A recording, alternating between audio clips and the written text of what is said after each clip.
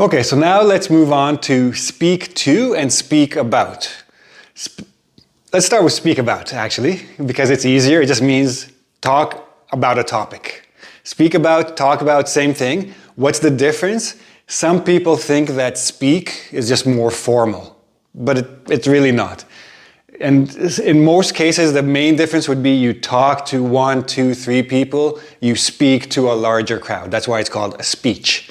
So speak about, talk about a topic, that's fine. So older people love to speak to the younger generation about the good old days of their youth.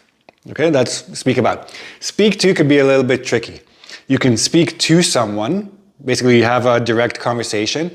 So speak to someone, you're talking to them. Speak to, talk to, same idea. Again, some people think speak to is a little bit more formal.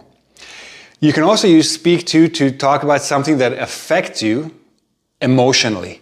It creates a certain feeling in you. Something speaks to you, it moves you emotionally somehow.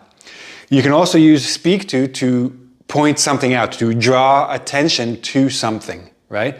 So let's start with some examples. Van Gogh's paintings really speak to me. They move me like no other artist's work.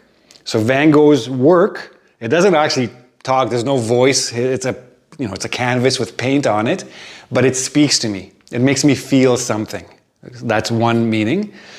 The media's silence on the issue speaks to the problem of neutrality in today's political landscape.